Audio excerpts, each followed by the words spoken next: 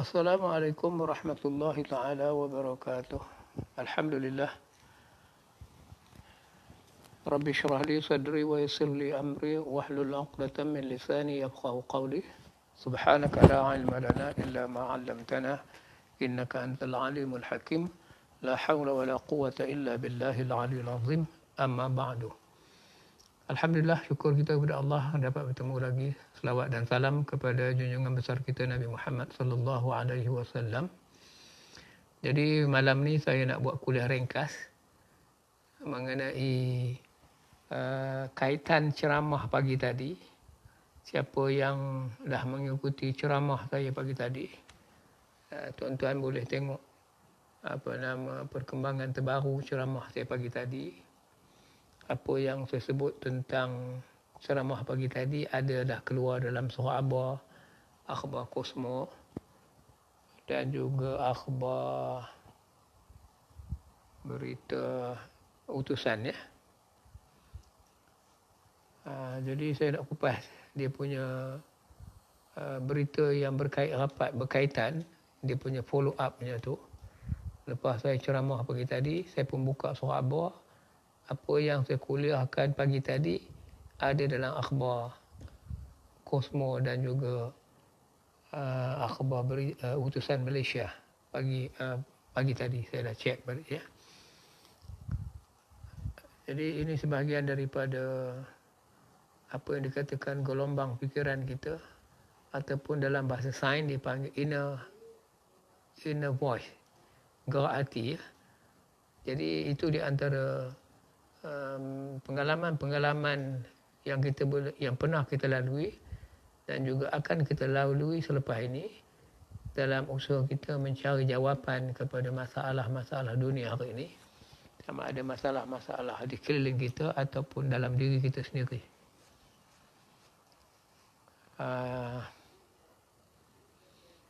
Jadi di antara perkara yang saya bangkitkan dalam kuliah pagi tadi ialah mengenai seni bina yang kita cuba nak terapkan di dalam kehidupan kita, dan itu akan saya kupas selanjutnya selepas ini lagi, ya. Tempoh hari saya ada membuat kenyataan tentang Menteri Besar Perak supaya menjaga solat, dan hari ini keluar beritanya dalam akhbar utusan 24 Disember hari ini. Sya'rani pegang portfolio agama. Jadi apa yang telah saya beritahu, saya menasihatkan Menteri Besar Perak supaya menjaga solat orang-orang Perak, dan dia nampaknya macam menyambut cadangan saya. Dia akhirnya memegang portfolio agama. Padahal dia bukanlah seorang ustaz.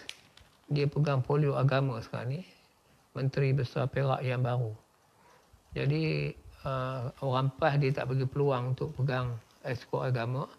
Menteri Besar pegang ekskul agama sendiri. Kenapa hal itu berlaku? Saya telah memberi satu komen pelantikan beliau sebagai Sya'rani ini. Saya beritahu kepada Menteri Besar Perak supaya jaga solat orang Perak, kerana anak saudara saya, Datuk Niza, pernah beritahu dalam Dewan Undangan Negeri supaya mengkaji solat. Baru-baru ni saya dah buat kuliah khusus untuk Menteri Besar Perak, Sya'rani, yang berhormat Sya'rani, yang amat berhormat Sya'rani, supaya dia menjaga solat orang-orang Perak. Hari ini terbukti dia menyambut, seolah-olah dia menyambut cadangan saya. Dia memegang portfolio agama. Dalam berita harian, dalam berita akhbar utusan hari ini, dia memegang portfolio agama. Itu dia beritanya. Sya'rani, Menteri Besar Perak yang baru, pegang portfolio agama. Ya. Saya bagi pandangan sebelum dia naik sebagai Menteri Besar, saya dah cadangkan pada dia, kerana saya tengok ada seorang yang bernama Sya'rani, nama dia macam dia semayang dalam keadaan nak ditekankan khusyuk semayang. Saya beritahu kepada Menteri Besar Perak, qad aflahal mu'minun alladzina hum fi salatihim khashi'un. Dalam kuliah saya sebelum ni saya dah bagi tahu Menti Besar Perak supaya menjaga solat orang-orang Perak. Kerana di Pipuh tu ada satu masjid dekat Rapat Setia, nama masjid tu Masjid Solatiyah. Jadi saya pesan kepada Yang Amat Berhormat Menti Besar supaya menjaga solat orang Perak. Ini Jadi Syahrani pegang portfolio agama. Sebelum ni portfolio agama sebelum ni dipegang oleh ahli Dewan Undangan Negeri selama, iaitu orang PAS, Muhammad Akmal.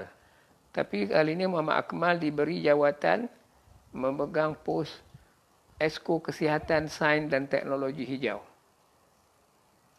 Jadi apa yang saya cadangkan kepada Yang Berhormat Menti Besar nampaknya dah menjadi kenyataan. Saya ingat jangan-jangan dia dengar kuliah saya ataupun nasihat saya supaya dia memegang bahagian agama. Dia bukan seorang ustaz. Dia nampaknya macam mengikut cadangan yang saya berikan kepada beliau. Kalau ni tuan-tuan tengoklah kuliah saya sebelum ni, bagaimana saya menasihatkan Menti Besar Perak supaya menjaga bab solat orang-orang Perak. Ya, buktinya kan, kalau tuan-tuan tengok dalam Dewan Undangan Negeri, maaf ya,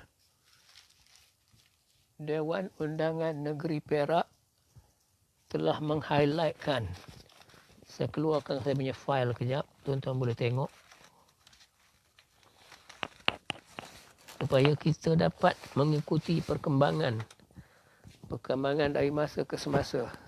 Saya sekarang ni banyak membuat kuliah memberi pandangan kepada kerajaan. Antaranya tuan-tuan boleh tengok berita ni ya. Antaranya saya nak bagi tahu pada kerajaan Perak, Sungai Perak tu nadi kehidupan. Kemudian berita yang keluar mengenai menjaga solat ni, ni dia. Di Dewan Undangan Negeri Perak yang disebut oleh dia pangkat anak saudara saya, Datuk Nizar Zakaria. Dia buat kenyataan dalam Dewan Undangan Negeri Perak. Mana ke beritanya? Ni dia. Tuan-tuan tengok ya. Ni anak saudara, pangkat anak saudara saya, orang kampung saya, Kampung Pasir Gajah di Parit. Dia buat kenyataan kaji solat ataupun tidak. Dia bagi pandangan. Dia kata Perak cari mekanisme terbaik kajian solat 5 waktu. Jadi saya beritahu kepada Menti Besar Perak supaya menjaga solat orang Perak. Akhirnya dia pegang portfolio agama. Itu dia. Tadi saya buat kuliah tentang macam mana patutnya seni bina rumah. Seni bina rumah dalam kuliah pagi tadi, saya membacakan ayat melalui gerak hati saya. Dipanggil dalam bahasa sainsnya inner voice. Inner voice ni makna suara hati. Saya beritahu dalam ceramah saya tadi, ayat Quran, surah Al-Baqarah 195. Sebelum tu saya tak buka surah Abah lagi. Pagi tadi saya buat kuliah, saya bacakan ayatnya kepada orang ramai dalam kuliah saya. Ayatnya wala tulqu biaidikum ila tahlukah. Bila saya baca ayat tu dalam kuliah pagi tadi, saya pun pergi tengok surah Abah. Keluar ayat yang sama. Ni dia ayat dia. Tuan-tuan tengok ya. Ni dia. Dalam akhbar ni hari Khamis 24 Disember keluarlah ayatnya tadi. Ini dia. Ayat tu menyebut ayat 195 surah Al-Baqarah. Janganlah kamu mencampakkan diri kamu dalam kebinasaan. Itu melalui suara hati saya. Sebab kita ada gelombang otak kita yang membaca the next event selepas ni. Jadi bila saya baca ayat Quran dalam ceramah tadi, hari ni keluar dalam surah Abah. Itu yang menariknya tuan-tuan. Tuan-tuan pun boleh amalkan benda tu. Tapi tuan-tuan punya rasa hati tu kena kuat lah. Bayangkan, imagine kan, apa yang tuan ceramah tu, sekarang tengok surah Abah, keluar ayat. Contoh pagi tadi, saya buat kuliah yang sama, saya kata, seni bina rumah ni, kalau boleh tandas kena buat di luar rumah. Jadi ada orang bertanya kepada saya, zaman Nabi tu adakah tandas di luar rumah? Saya bagi pandangan, saya kata begini. Rumah kerajaan, government quarters yang dulu, zaman British dulu, kebanyakannya tandas di luar rumah. Contohnya di Setiawan, ya, rumah abang saudara saya. Dia ni kerja JKR di Setiawan. Dia duduk rumah kerajaan, rumah lama. Jadi bila nak ke tandas, dia kena keluar daripada rumah tu ke tandas. Sebab rumah kerajaan berpagar lah. Maknanya keselamatan orang dalam tu terjaga lah. Maknanya di bahagian dapur tu ada macam ada macam laluan terus ke tandas. Tapi tandas tu dalam kawasan rumah yang berpagar lah. Itu government kerajaan dulu punya. Lepas tu tuan-tuan, keluar surat khabar hari ni keluar. Hari ni keluar surat khabar beritanya. Jadi begitulah cara saya menganalisa berita hari demi hari. Jadi berita tu keluar begini dalam surat khabar hari ni.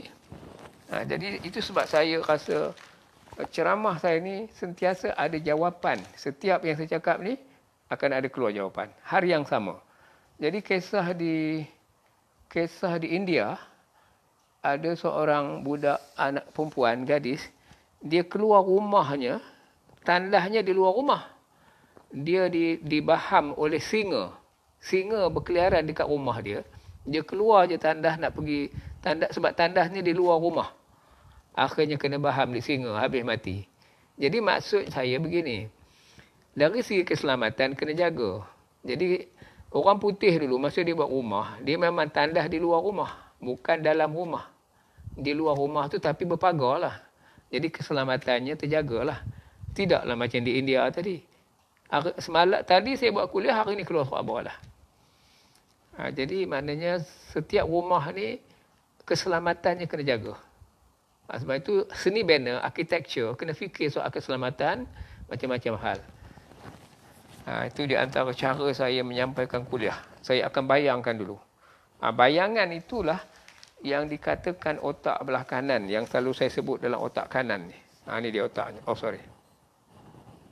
Jadi otak kanan ni dia ada kaitan dengan feeling, perasaan, intuition. Ni dalam cakap Melayunya begini. Faham tanpa berfikir, itu intuition lah tu. Kreatif, seni, perasaan, fikir dengan gambaran, angan-angan, imajinasi. Semuanya itu dalam otak kanan kita. Macam saya imaginekan tentang tandas di luar rumah. Hari ni keluar berita di India. Anak gadis tu keluar rumah, kemudian singa berkeliaran rumah, dia nak keluar tandas tu di luar rumah, akhirnya dibaham di singa. Jadi benda-benda macam ni tuan-tuan, kita kena ada perasaan halus. Dipanggil dalam bahasa sainsnya dipanggil inner voice. Kalau dalam bahasa kita dipanggil gerak hati. Gerak hati kita nak bercakap tu memang terbukti betul. Sebab apa? Mark Zuckerberg yang buat Facebook sekarang ni, dia tak payah nak type. Kalau kita nak hantar mesej kat orang, tak payah type dah.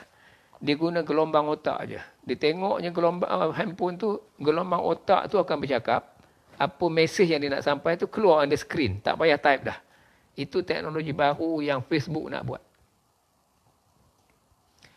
Jadi sebab itulah kita ya, kalau kita nak membuat sebuah rumah yang betul-betul mengikut syariat, jadi maknanya kena berbincang dengan JKR-nya, arkiteknya, macam mana keadaan sebuah rumah yang cara pembinaannya itu terhindar daripada masalah-masalah yang mengganggu suasana dalam rumah tu. Jadi ini perlukan kepakaran lah. Contohnya beginilah. Saya mencadangkan supaya sebuah tandas ni macam di Serit Skandar bagus. Serit Skandar di dekat UiTM di Parit ya. Sana ada UiTM Serit Skandar. Seni bina, fakulti seni bina ya, architecture lah. Di masjid sana, di Masjid Serit Skandar tu, Masjid Siddiq namanya. Dia punya toilet di atas tu cahaya matahari boleh masuk, transparent. Cahaya matahari. Jadi maknanya kita jimat tenaga elektrik. Jadi kalau orang masuk tandas, tiba-tiba orang tutup lampu, masih ada cahaya di atas lagi. Jadi waktu siang tak payahlah pakai elektrik. Sebab ada cahaya dia kata transparent. Dia buatnya di atas tandas tu ada cahaya boleh masuk. Ataupun ventilation contoh. Saya pernah sampai satu satu tandas di Perak, dia punya gelapnya dalam tandas tu, langsung dia orang tak fikir macam manalah cara banner tu. Sebab itu, nak memulakan kerja-kerja untuk keselesaan orang awam, jadi kena duduk berbincang dengan jawatan kuasa masjid, arkitek, JKR semua tu. Ya. Bagaimana pula tandas dalam bilik ustaz? Saya pernah sampai ke satu surau di Shah Alam. Shah Alam ni, dia tulis di tandasnya begini. Tandas ini untuk ustaz, kata dia. Dia letak di luar bilik tu, tandas ini untuk ustaz. Saya pun tangkap gambarnya. Sebab apa? Kadang-kadang ustaz-ustaz kita pun, dia tidak merancang cara pembinaan tandas juga. Itu masalah para ustaz jugalah. Sebab saya sampai di satu surau di Shah Alam juga, dia tulis di luar tandas tu, tandas yang paling kotor di Shah Alam. Saya sempat merakamkan tulisan orang luar tu. Kerana dia masuk tandas tu teruk sangat. Cara binaan tandasnya tak praktikal. Dia menyusahkan orang. Sampai dia tulis di luar tu, tandas yang paling kotor di Shah Alam. Ya. Jadi itulah yang saya... Sebab itulah sekarang ni, di Shah Alam tu nama-nama hebat tu muncul. Antaranya Puncak Alam di Shah Alam. Antaranya Alam Impian. Ya. Saya pergi ke Seremban, nama tempat tu Nilai Impian. Jadi maknanya kita kena ada impian bagaimana nak buat sesuatu lokasi supaya mesra pengguna. Jadi impian kita kena tinggilah. Sebab itu di Shah Alam tu ada nama Alam Impian. Kita kena menilai balik impian kita. Yang dikatakan otak kanan tadi. Imaginasi kita. Macam mana kita nak designkan. Contohnya di pejabat ya. Kalau kita nak duduk di atas kerusi. Pastikan dia panggil, apa ke kaedah dipanggil itu. Supaya kerusi itu berfungsi. Tidak menyusahkan badan orang yang duduk atas kerusi itu. Ada satu cara macam mana nak memberi keselesaan pada orang yang duduk di atas kerusi itu. Macam-macam cara kita boleh buat lah. Okey. Itu cara saya berfikir tuan-tuan. Kalau tuan-tuan nak mengamalkan teknik ni boleh. Tapi kena buat satu bentuk pemikiran-pemikiran yang sebut ni tadi. Think in picture contoh. Feeling, think in picture, daydreaming pun ada. Imagination. Kalau cakap Melayunya, ya inilah. Holistik tadi menyeluruh lah. Faham tanpa berfikir. Ada orang berfikir tapi tak faham-faham juga. Ada juga. Maksud faham tanpa fikir ni, dia boleh beri idea tu spontan je. Kadang-kadang orang tak pernah terfikir, dia boleh bagi fikir itu. Banyak dah benda-benda kita tengok macam nak buat sesuatu teknologi. Orang tak terfikir, dia boleh buat. Macam antara contohnya, teknologi remote control yang dibuat oleh seorang Melayu, dia pakai remote control aja. Jadi dia pakai sensor, macam-macam boleh buat. Itulah yang dikatakan kemahiran berfikir, benda-benda yang baru untuk teknologi yang akan datang. Ya, tuan-tuan faham ya? Supaya akan datang ni kita mahukan tempat-tempat yang kita datang tu mesti tempat-tempat yang selesa. Tidak menyusahkan orang. Okey. Ada soalan lain? Bangkitkan apa-apa yang terfikir dalam fikiran anda supaya kita boleh jadikan ini sebagai satu yang praktikal dan kita implementkan selepas ini. Bagaimana hal ini boleh terjadi sebenarnya melalui pengalaman lah. Melalui pemerhatian kita yang tajam, menghalusi setiap yang kita fikir.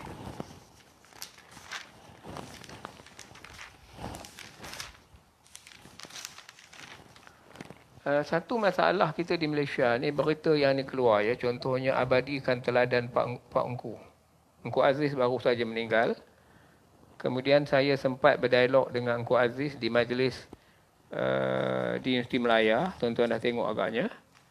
Tuan-tuan boleh tengok YouTube saya dalam dialog saya dengan Profesor Diraja Engku Aziz di Fakulti Undang-Undang. Kemudian Naib Chancellor UiTM memberi komen. Ya, dia beri komen tentang berita yang ini.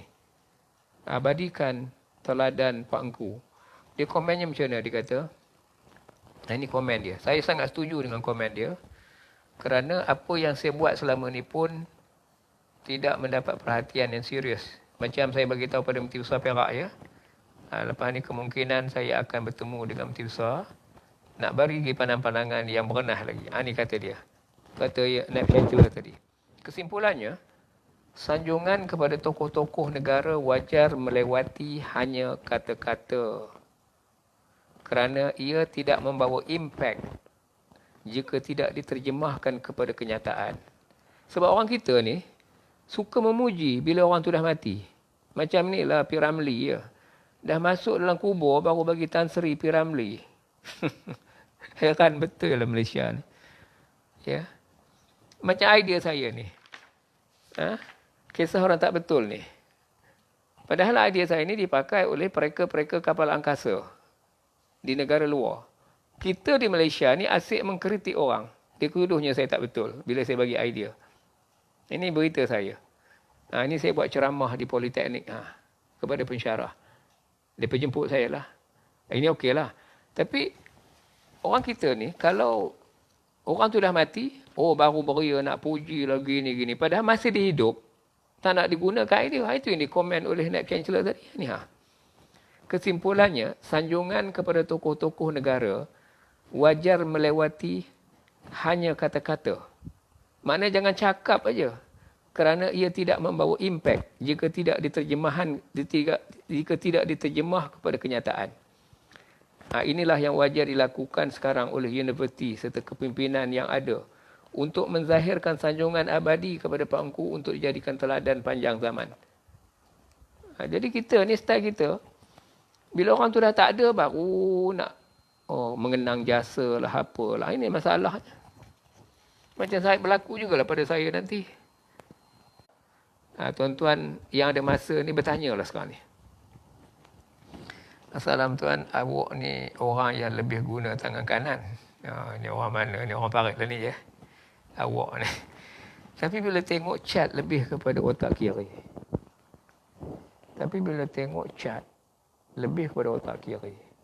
Okey, Simo. Macam mana gaya kalau teman nak trigger satu lagi side otak tu? Beginilah. Sebenarnya, dalam hidup ni dia ada satu suara hati. Kalau kita tengok sejarah Singapura, Langgar Todak dulu ya. Macam mana Singapura di Langgar Todak tu. Orang masa itu, demo punya takut nak ke pantai di Singapura dulu. Ditahan demo betih. Maknanya zaman itu orang yang tak ada guna untuk masyarakat, disuruh tahan betih. Matilah orang tu di Langgar di Todak. Tapi budak kecil nama Han Nadim, ada jalan keluar. Itu yang guna kotak kanan tadi. Dia bayangkan nak menyelamatkan keadaan tu pakai pasang batang pisang. Jadi idea spontan. Ini yang katakan, kalau teman nak trigger satu lagi set otak tu, gunakan imajinasi kita. Kadang-kadang idea tu datang macam sekilas ikan di air, kena jantan betina. Ilmu begini sebenarnya ada pada kita orang Melayu ni. Dia tengok je dia dah faham dah. Itu mana gerak hati tu. Walaupun nampak macam tak betul idea tu, jangan takut nak keluarkan idea. Sebut je dulu. Macam saya sebut macam-macam idea kadang-kadang pelik-pelik ni. Contohnya macam inilah. Saya nak ngajar sikit. Kau mau tengok macam mana cara saya mengajar ya. Macam mana nak guna sebelah otak belah kanan. Itu saya perkenalkan pil tajam otak saya ni. Mana ke pennya? Ni dia pen, tengok ya. Kau mau tengok cara saya mengajar berfikir menggunakan sebelah otak lagi tadi. Sini. Saya namakan pil tajam otak. Tapi kau mau kena belilah pil saya ni, pil otak kanan. Ni ubatnya. Ni. Pil otak kanan. Macam mana cara nak guna otak kanan? Begini cara contohnya gini ya. Mula-mula kita ajar 12 kali 1. 12 kali 0 dulu. Tapi sekolah dia tak nak ajar. 0, baik. Ya, 12 kali 0, 0, 0. 12 kali 1, 12. Dulu kita hafal lah rupanya ni. Tapi sekolah dia tak ada letak 12 di depan. Ini cara sebelah otak kita guna ke otak kanan tadi. 12 kali 2, 24. Yang kita hafal dulu tu ya. 12 3, 36.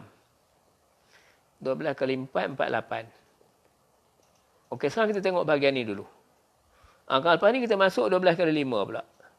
Ini cara kita nak guna ke otak belah kanan, 60. 12 kali 6, 72. Baik, tengok ya. 12 kali 7, 84. Macam mana cara menggunakan teknik ni? Ini kata otak kanan tadi. 96. 12 kali 9, 108. Okey, cuba tengok ya. Semua kita tahu hafal sipil ni. Masa dulu kita hafal. Kita di sekolah dulu, masa dulu semua 12 di depan. Budak sekarang semua 1 ni di depan. 12 tu di tengah. Itu timbul masalah tu. Jadi otaknya tak tajam. Macam mana kita nak buat? Tengok ya. Mula-mula, cuba saya padam di depan. Nombor 1 tu saya padam dulu. Bila saya padam, jadi kali 2, nampak? Maknanya, kosong dia. Ni kosong. 21. 21, 2. Dia jadi 2. 2 kedua 4. Jadi 4. Ya. 2 ketiga 6. Jadilah 6. 2 keempat 8. Jadi 8. Asalnya CP2. Itulah cara kita nak menajamkan otak anak tu supaya dia gunakan think in picture tadi. Nampak? Think in picture. Think in picture ni tadi. Ataupun dikatakan fikir dengan gambaran. Ini gambaran otak dia tadi. Sebab sipil di sekolah, dia terlalu rigid. Faham tak rigid? R-I-G-I-D. Dia tak fleksibel. Kita nak supaya budak boleh berfikir cara fleksibel. Tahu fleksibel tak? Rigid dengan fleksibel. Sekolah ni dia rigid. Dia beku otak dia. Sedangkan otak tu biar fleksibel. Macam mana nak fleksibel? Sekali lagi, tengok ya. 12 kali kosong. Kosong kosong. 12 kali 1. Ambil 1 ni. Pindahkan ke depan terus. 12 kata dia. 2 kali 2, 4. 12 kali 2. Ya. 2 ni bergerak ke depan 24. Nampak? 2 kali 3, 6 kan? 12 kali 3 ni. 3 ni campakkan ke depan. Kalau tak nak guna gerak, campakkan ke depan. Ataupun treban kan. Itu cakap orang parit lah. Treban kan. 12 kali 4. Ambil 4 ni treban ke depan. Tahu makna treban tak? Saya guna lorak orang parit lah ni. Jadi itu sebabnya otak ni jangan dibiarkan dia beku tau. Biar dia cair sikit. Biar dia nampak fleksibel. Jangan terlalu rigid. Ini kata timbul fleksibel ni tadi. Ini fleksibel lah ni. Ya, boleh faham ya? Bila masuk 12.5 sekarang. Ataupun tengok sekali lagi. Kalau kita padam yang ini kan. Padam yang ini nombor depan. Apa jadi nombor tu? Nombor genap lah. 02468. Tengok bawah pula. Cuba padam nombor ni dulu. Dia jadi 02468 juga. Nampak? 0248, 0468, semua nombor yang sama. Dalam kali 12. Ini tujuannya kita nak biar dia nampak sebelum dia menghafal. Boleh faham ya? Ini susunkan balik. 0, ini 1, ini 2, ini 3, ini 4. Mengapa ini tak boleh 5? Mengapa lepas 4 tak boleh 5? Kalau dia letak 5, kan salah lah jawabnya. Takkan 12, 5, 50 ya tak? Di situlah ada sempadannya pula. Ada sempadannya. Bila kita rentah sempadan, macam waktu COVID ni. Jangan rentah sebarangan. Kalau kita rentah negeri, sebab tu rentah negeri, perak je yang boleh. Perak ni boleh dia rentah. Sebab orang Arab, dia tak reti sebut perak. Dia tak boleh sebut pa. Dia sebut berak. Barayaka. Berak, kata dia. Berak dia. Dia tak boleh sebut pa. Dia sebut berak. Sebab tu, Perak menang tandah yang terbaik peringkat kebangsaan. Kerana dia pandai menguruskan tandah tadi. Orang Arab dia tak sebut Perak. Dia sebut berak, kata dia. Orang Arab tak boleh sebut pa. Ba. Dia nak sebut perak tu jadi berak. Berak, kata dia. Ini lawak saya lah ya. Jadi, bila tiba kemari sempadannya tu, nak rentah sempadan, kena hati-hati. Macam mana kita nak susun? Kita baik boleh. 2 kali 5, 10. Baik, asalnya. 2 kali 6, 12. Okey. 2 kali 7, 14. 2 kali 8, 16. Padam letak 16. 2 kali 9 tu 18. Nampak? Susun aturnya. Bila masuk 12.5 sekarang, logiknya tentulah 60 tak? Nak jadi 60, kosong dah menunggu. 5 tambah 1 jadikan 6. 12 kali 6 pula. Ya? 6 ni tambah 1 ke depan. 6 tambah 1 jadi 7 kan? Buatlah 7 pula. Jadilah 12, 5, 60, 12, 6, 72. 12 kali 7, lepas 7 tambah 1 ni jadi 8. 84 lah. Tapi benda macam ni tuan-tuan, tak pernah diperkenalkan di sekolah. Asyik-asyik hafal. Kemudian cara dihafal pula pelik. Nombor ni letak depan. Cuba tengok di depan kalau kita letak. Ya. 1 kali 12. Itu jenuh nak menyusunnya. 2 kali 12. Macam mana nak menyusunnya? 3 kali 12. Dia tak boleh langsung pakai otak kanan. Ini kena guna otak kiri menghafal semata-mata. Sebab tu budak tak seronok belajar. Asyik-asyik hafal. Contohnya dihafal. Ya, hafal terlanggar tiang. Disebutnya tiang dalam hafalannya. Boleh faham tak? Sebab itu tuan-tuan, otak ni kan, dia bukannya sebelah otak, dia ada kiri, ada kanan. Sebab tu di Sungai Perak, ada sungai botol kiri, botol kanan, layang kiri, layang kanan, copin pun ada. Copin di sebelah telinga tu. Copin kiri, copin kanan dekat Tanjung Belanja tu. Saya jenuh nak ngabur Kementerian Pelajaran ni. Dia memang tak apa nak dengar. Itu yang payah nak ngajak orang Kementerian Pelajaran ni bincang benda-benda berkaitan dengan otak ni. Kau ingat tak satu kisah budak tengah berkawat di padang ya. Tiba-tiba terobang mesin rumput. Dia punya belit dia tu tercabut daripada mesin rumput. Terus ke kepala budak tu, terbelah otak budak tu. Di Seremban. Ingat tak satu kisah? Mesin kipas dia tu tercabut daripada mesin rumput di padang tu. Terobang terus kepada otak budak perempuan. Terbelah otak, mati on the spot. Nampak sel-sel otak budak. Tapi dah takdir nak mati rupa itu. Allah dah takdirkan dia mati rupa itu. Apa nak kisah? Itu takdir Allah. Sebab itu saya rasalah kita kena kaji balik otak-otak orang Melayu ni. Ini ubatnya membantu. Kau mau belilah hari ni biar cepat habis. Boleh tak? Ya? Banyak benda yang saya nampak teknik berfikir ni. Tapi saya ni tak ada alat nak nerangkannya. Memang Perak menang tandas terbaik. Malaysia ni dia yang menang. Ya. Adakah ini? Bukan kebetulan sebenarnya. Allah dah tentukan bahawasanya Perak ni akan jadi sebuah negara yang insya-Allah kita kena kemaskan betul-betul. Kau tengoklah apa yang ada di Perak tu. Banyak yang boleh mendorong kepada kemajuan sebuah negara tu. Sebab zaman dulu, ya zaman Perak yang masa banyak biji timah tu. Sebab itu British, dia tengok negeri kaya tu negeri Perak. Sebab dia nak ambil biji timah tu diangkut ke London. Dia kaya kita lombong tinggal. Adalah ikan tilapia sikit. Tapi nasib baiklah ikan tilapia sangat mahal. Mendiang Profesor Emeritus Khoo Kay Kim pernah memuji kebijaksanaan Melayu. Menamakan tempat kiri kanan. Oh, gitu ya. Dia narik ya. Memang. Jadi kita yang duduk di Perak tu fikir-fikirlah benda ni. Kita aturlah strategi macam mana nak membangunkan balik tamadun kita tu. Bagaimana boleh tandas dalam bilik Ustaz?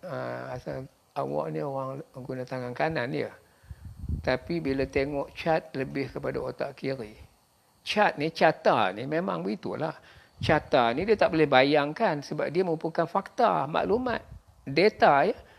Data ni dia tak boleh main angan-angan, tak boleh bayangkan. Dia mesti fakta tu tepat.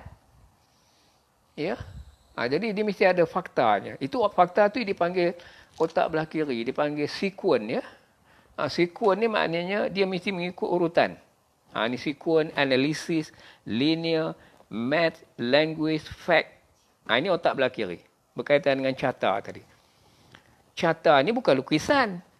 Kalau lukisan, kita boleh conteng-conteng je. Katalah kita nak buat lukisan abstrak ya. Itu bukan otak kiri, itu otak kanan. Lukisan yang berkaitan dengan abstrak painting tu, lukisan abstrak tu dia otak kanan. Tapi arkitek, Dia otak kanan juga, tapi kena ada maklumat fakta. Contohnya dia nak buat bangunan kan, dia mesti ada ukuran.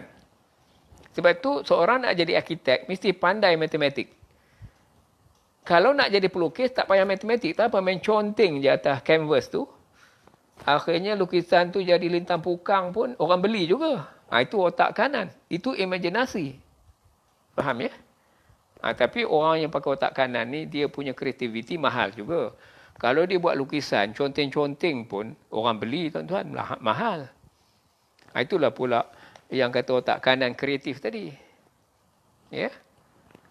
Sebab tu pelukis-pelukis jalanan tu, kalau dia melukis pemandangan yang cantik tu, dia tak perlu ukuran. Dia mengikut gambaran sebenar di atas the real situation, kemudian lukis on canvas. Lukisan tu, dia kaitan dengan seni pula. Tapi seorang arkitek, dia tak boleh begitu. Kalau dia nak melukis artist impression, contohnya artist impression, dia nak lukiskan sebuah bangunan, dia kena ada ukuran.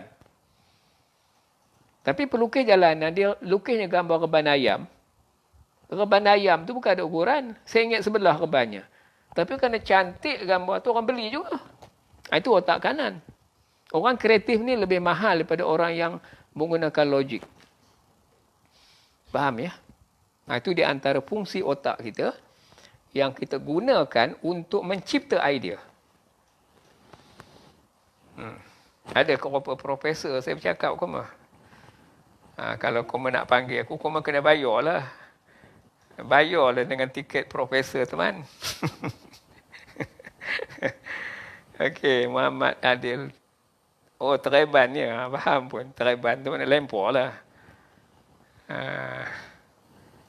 Jadi mendiang Profesor Hafiz Syafiq. Okey.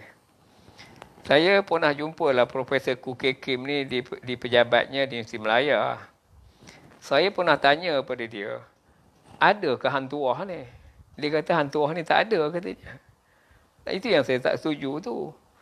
Padahal hantu wah ya, dia pergi ke Turki berjumpa dengan Sultan Muhammad Al-Fatih. Jadi kisah hantu wah ni, itu sebab tu keris Taminsari dia tak ada di Melaka. Keris Taminsari berada di Perak. Nun di museum di Perak, di istana tu. Keris hantu wah tu, keris Taminsari. Satu lagi keris namanya keris si Manjakani. Keris Paramiswara dulu. Keris Paramiswara pun ada di Perak. Sebab harta benda di Melaka tu dibawa ke Perak. Warisan Melaka tu sekarang di Perak. Sebab itu Sultan Perak yang pertama anak anda kepada Sultan Mahmud.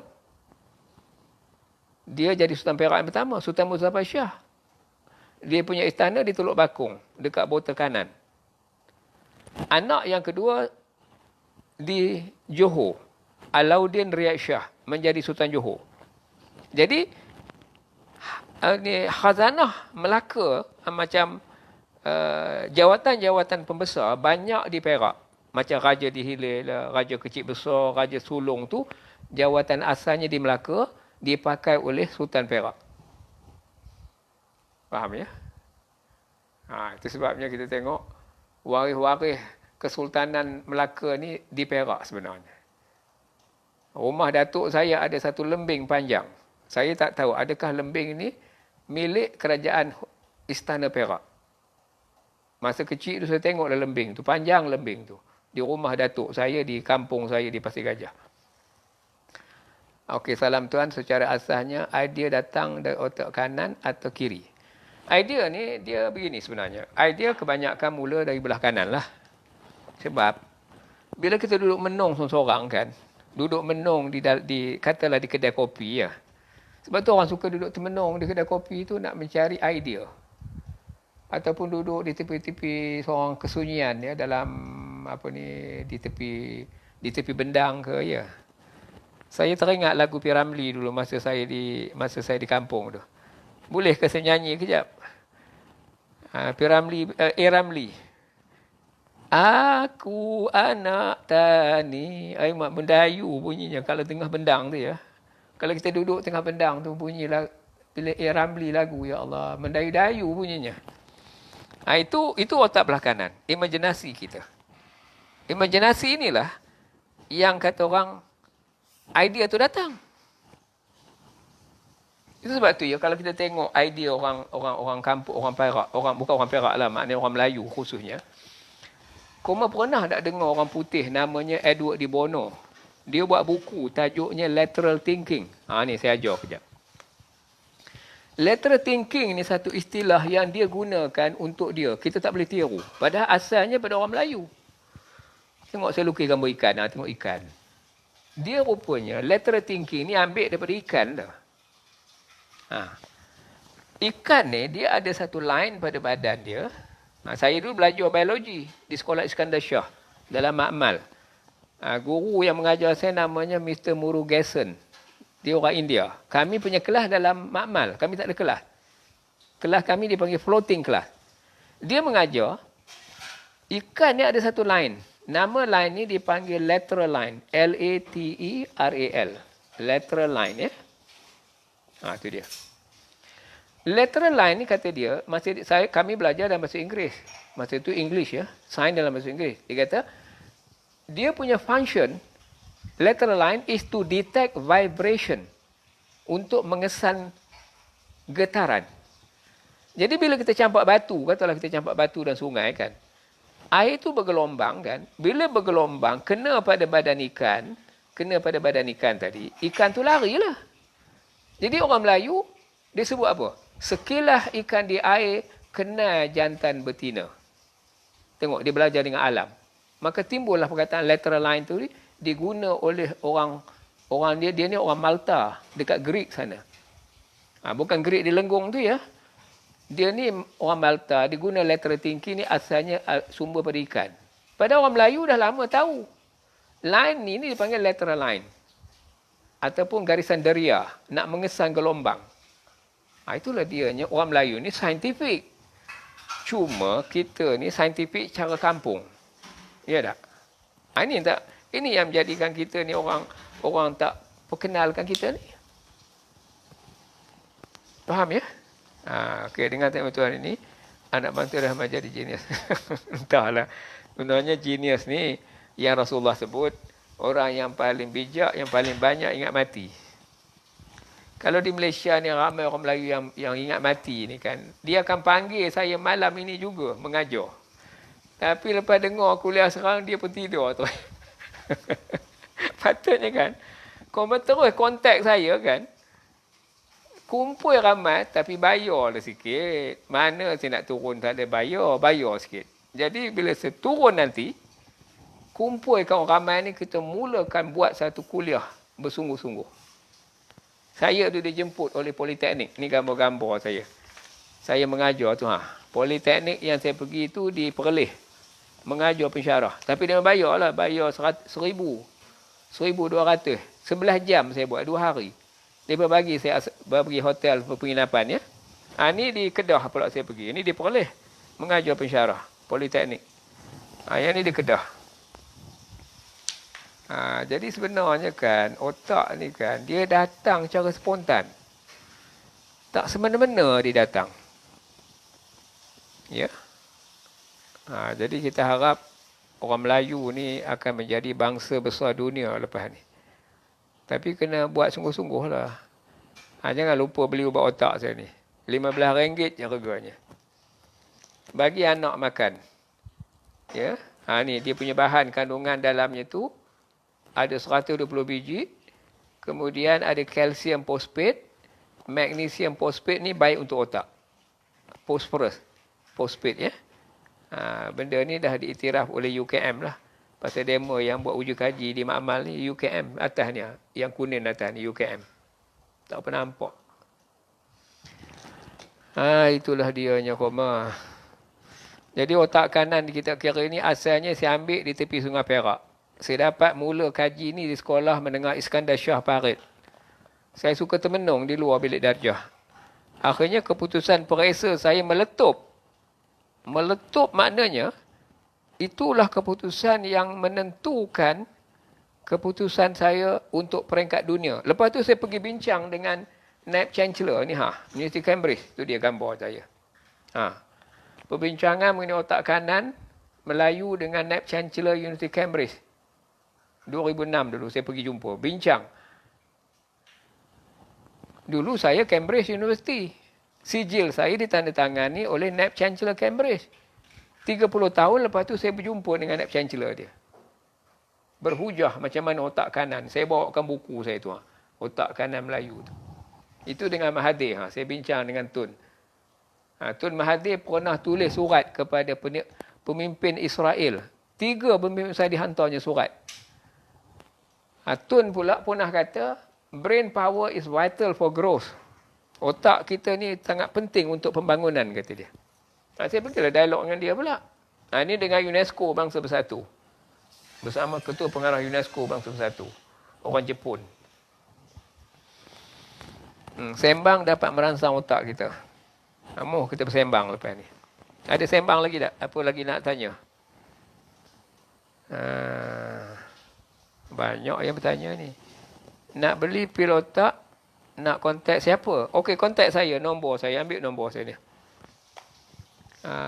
Nombor saya, anda ambil pada buku ni pada, saya tunjukkan nombornya. Ini bukunya. Abdul Halim Bistamam, 013-457-0068 ya. Abdul Halim bin Bistamam. Ini saya punya WhatsApp saya lah ni. Nombor handphone saya ni. Ya. Ini Facebook saya lah tadi. Jadi kajian ni saya dah bentang depan pakar otak Amerika. Tu di Pusat Sains Negara, di hadapan pakar otak Amerika, namanya Dr. Kenneth Wilson. Saya masuk majlis tu dalam majlis di Pusat Sains Negara. Dah ambil nombornya ya? Patulin? Itu dia saya mesej kat Messenger tuan. Tak balas pasal sibuk. Tadi bukan pasal tadi saya baru top up. Baru tadi. Okey. Sekarang ramai minat belajar TikTok. TikTok ni pun saya pun tak reti cara TikTok ni. Sekarang saya melompat belakang bising pula orang. Atau TikTok tu lah rupanya. Saya tak nak lah melompat, bersilat saya tak. Kamu lagi gemar ngaji, mencangkung kat pasar pagi. Apa dia ni? Aidil Jamaluddin. Apa mak? Kema lagi gemar ngaji, mencangkung kat pasar pagi stesen Shah Alam. Oh ya ke? Memanglah saya ngajar di stadium Shah Alam tu. Allah. Layan ekstrim apa ke cakap koma ni aku dah tak reti dah. Koma cakap dengan handphone, cuba cakap terus terang. Okey. Cuba tanya benda-benda yang tinggi-tinggi sikit koma. Yang berkaitnya dengan alam pemikiran tinggi lagi.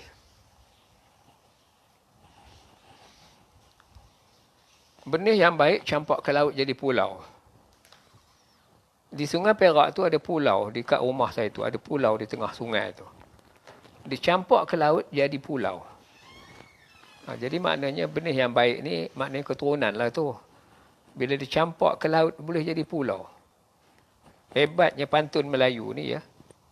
Tu dia. Oh, ngokok aiskrim. Kau mau cakap. Layan sambil ngokok aiskrim. Aiskrim apa ni? Ya Allah, tulis. Kalau kau cakap dengan mulut, teman faham lah. Tapi yang teman nampak ngokok aiskrim tu faham lah. Okey. Wan Zul. Syukur masih ada insan yang sudi curahkan ilmu. Tak adalah hebat sebenarnya. Ilmu ni sebenarnya koma pun boleh buat. Cuma koma tak ada masa nak meneroka. Saya ni pasal 24 jam buat kerja ni. Hari-hari menung datang idea. Hari-hari termenung datang idea. Ya. Itu gunanya termenung seorang tu. Macam ni saya nak buat roket sekarang ni. Duduk menung tengah buat roket tengok bangku ni. Orang tu duduk termenung. Dia dah mula bercakap pasal roket. Saya nak buat lah ni. Sebab roket ni dibuat oleh Kerajaan Perak lepas ni. Kerajaan Perak akan mulakan roket inovasinya. Saya tengok ayat Quran surah Al-An'am, surah Ar-Rahman. Saya dah pergi ke Manjung, pasal pusatnya di Manjung, dekat dengan Pantai Remeh tu, jalan nak ke Taiping, Tanjung Batu. kerajaan dah buka tanah lebih kurang 30 hektar untuk inovasi roketnya. Itu yang saya cakap pada Menteri Besar baru ni, Menteri Besar yang baru ni. Ni Syarani ni. Saya dah khabar pada Syarani dalam kuliah saya supaya dia kena jaga solat orang Perak. Syarani pegang portfolio agama. Dia bukan ustaz, tapi dia pegang bahagian agama. Saya dah bercakap dalam handphone untuk dia. Yang amat berhormat menteri, saya kata jaga solat orang Perak tu. Sebab apa jaga solat? Sebabnya begini. Dulu Rasulullah ketika nak ambil solat, Isra' wal Mi'raj, naik ke langit, terus ke Sidratul Muntaha. Rupanya orang yang nama Sidratul Muntaha ni orang Perak. Imam masjid di Taman Meru tu namanya Muntaha. Imam dia. Saya pergi ke masjid tengok, saya tangkap gambar Muntaha, nama imam. Kemudian ada satu company di Perak namanya Sidratul. Sidratul. Saya combinekan jadi Sidratul Muntaha. Dan kita pernah dengar sembahyang ni Mi'raj Mukmin. Hari ni yang Dipertuan Agong dalam khabar ni dia pergi ke Dubai. Bila dia pergi ke Dubai, saya dah mula nampak. Agong ni ketua agama. Jadi maknanya besar kerja kita ni. Agong melawat Dubai hari ni. Dia pergi ke minyak. Dia nak ada kaitan dengan minyak ya. Petroleum. Saya pun dah menghadap Agong dah. Kau mau tengok gambar saya dengan Agong akan datang. Saya tak mau keluar ni. Jadi maknanya kan, negeri Perak ni akan memulakan balik solat tadi dalam bentuk yang akan memajukan umat tu balik. Itulah sebabnya kita tengok Perak akan jadi pencetus program-program besar lepas ni. Kau mau tengok surat saya dapat daripada kerajaan Iraq. Iraq hantar surat kat saya. Ini suratnya. Kau mau baca ni. Tu Mr. Abdul Halim kata dia, I would like to introduce myself. I am Iraqi electronic engineer. Met you at Merdeka di Kuala Lumpur tu hari. Dia minta saya selesaikan elektronik yang tak boleh selesai ni. Ni pada saya. Dia baginya pada saya nombor tu. Waktu tu masih lagi dalam keadaan perang antara Iraq dengan Amerika masa tu. Saya tak nak campur tangan. Ni dia campurkan nombor tu dah ber-313. Nampak? Okay, although the number 313 is only one term and it represent 5 term, saya dah nampak benda ni tapi saya tak nak ulah lagi. Saya simpan dulu. Sebab itulah tamadun dunia ni tuan-tuan, jangan lupa di Iraq. Di Iraq dulu ada taman tergantung. Dipanggil Babylon, Mesopotamia. Memang Iraq ni tamadun dunia yang hebat. Bila Mongolia serang Iraq, habis kitab-kitabnya dicampak di Sungai Dajlah, sungai di Iraq dulu. Kemudian datanglah Sungai Perak pula. Nampak? Sungai Perak, nadi kehidupan. Kita akan bangunkan Sungai Perak lepas ni sebagai pusat tamadun baru dunia. Macam merangan-rangan ni ya. Itu namanya otak kanan. Sebab saya dah jumpa Mufti Perak, Tan Sri Harusani. Saya terbaca satu hadis. Hadis tu menyebut begini, jarang orang baca hadis ni. Di masjid pun jarang kupas. Hadisnya begini. Cita-cita sebahagian beriman. Saya pun bekerja terus ke pejabat Mufti Perak, Tan Sri Harusani. Saya terus minta Tan Sri, boleh tak tengok hadis ni, lafaz hadisnya. Dia pegangnya kitab dalam bilik dia. Dia pun buka kitabnya terus kepada hadis tadi. Bunyi hadisnya apa ni? At-tamanni minal iman. Cita-cita sebahagian beriman. Maknanya kita kena ada cita-cita besar. Faham ya? Ini bukan kerja main ni. Sampai orang Iraq pun hantar surat kat saya. Padahal demo tu tamadun dunia yang besar. Itu dia. Jadi tak mustahil tuan-tuan. Benda ni boleh dijadikan kenyataan. Tapi kita kena ada usaha lah. Orang Perak kena buatlah sungguh-sungguh. Faham ya? Tarikan sejarah ini membantu menghidupkan kembali fungsi Sungai Perak yang satu ketika dahulu menjadi laluan pengangkutan utama. Di Kampung Gajah tu sendiri, di Kampung Gajah dekat Teluk Intan tu, bandar tua tu pernah keluar dalam Sarawak, dia setaraf kota Melaka. Saya baca artikelnya. Dia kata bandar di Kampung Gajah tu, di kampung bandar tua di Kampung Gajah tu, sebelum Teluk Intan, lepas Teluk Intan, Kampung Gajah, tempat J. Jablubah kena bunuh tu, pernah menjadi satu bandar yang setaraf dengan kota Melaka tu. Nampak? Itu yang Sultan Perak, anak Sultan Mahmud lari ke Perak ikut Bagan Datuk tu, dibetin Barah Basah tu, akhirnya dia jadi Sultan Perak. Masa tu Perak pun banyak biji timah. Memang Perak ni negeri yang kaya. Jadi kekayaan kita diambil oleh British, dibawanya ke London. Yang kaya London, kita tinggal Lombong tinggal aja. Yang ada ikan telepia. Tapi ikan telepia pun mahal lah sekarang ni. Jadi kita kena ada satu perancangan baru pula. Menjadikan bumi Persia ni sebagai tapak untuk pembangunan ummah lepas ni. Mana Kesidratul?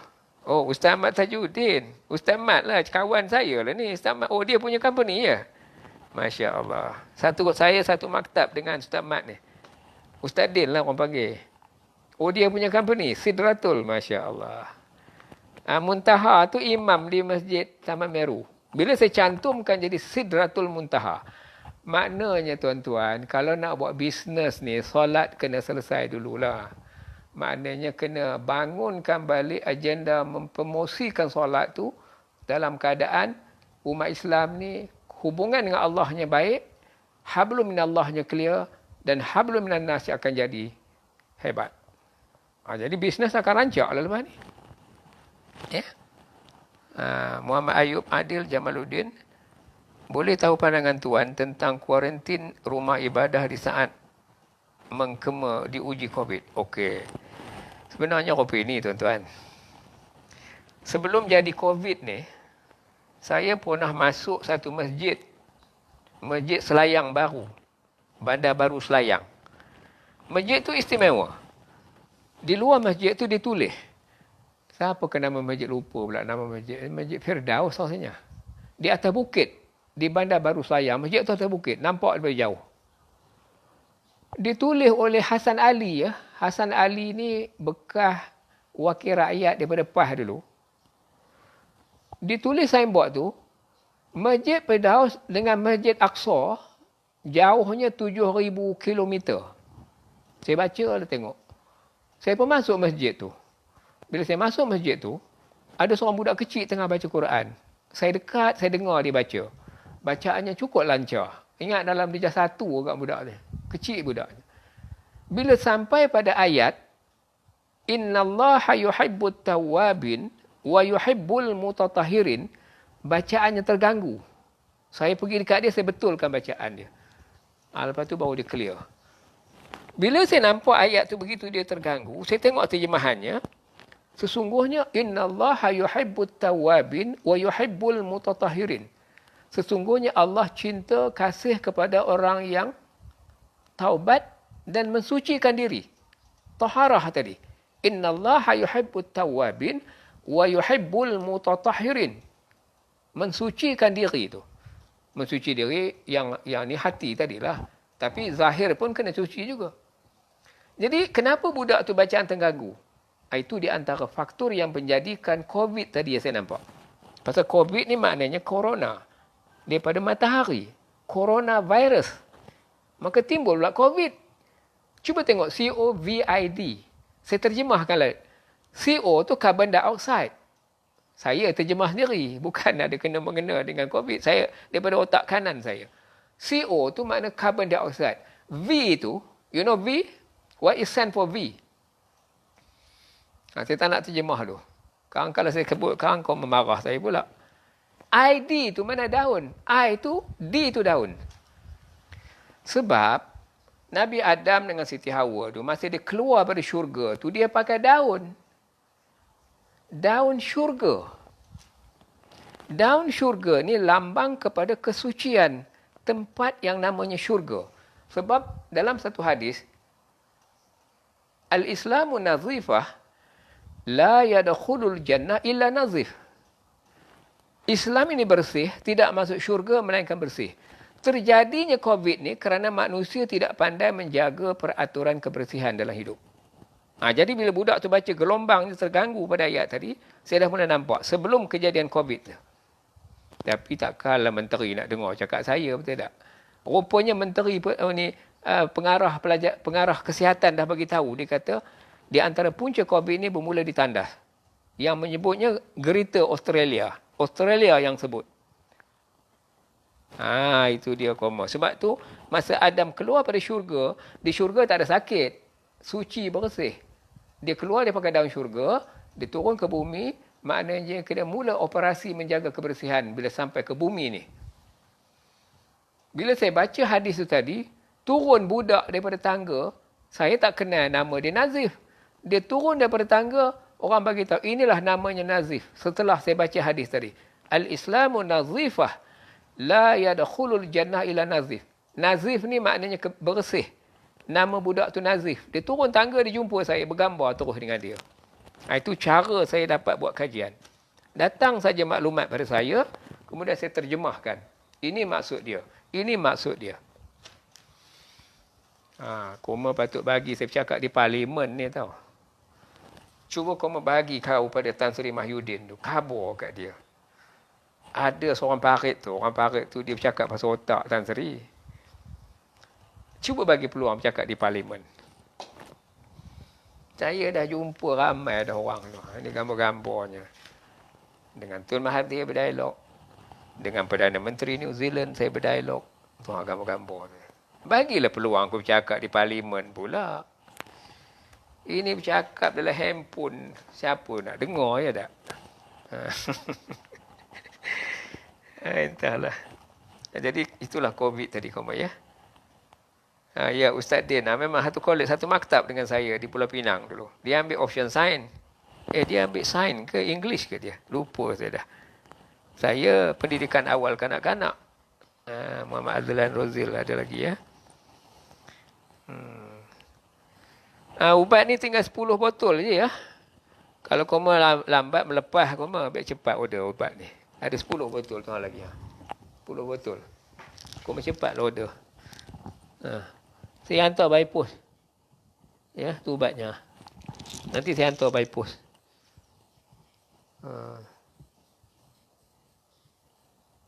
Ubat otak ni kesannya dah ada dah. Ramai dah makan. Nampak perubahan otak tu. Kuarantin rumah ibadah ni malas saya komen lah. Nanti bising pula kan. Jadi tak usah komen dulu. Maknanya kita kena buat aturan macam biasa. SOP semua tu. Kita tak usah komen banyak sangat. Kan bising memang. Ustaz Kazim ada komen hari tu. Dengarlah apa Ustaz Kazim kata tu. Ceramah dia. Ya.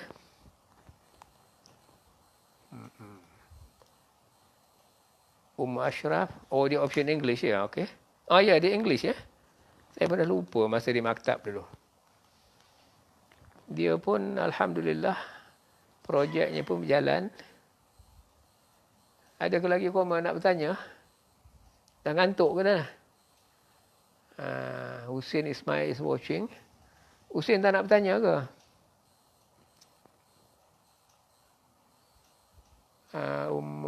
Husin, apa soalannya? Ada apa lagi? Allah, dah habis rupanya koma.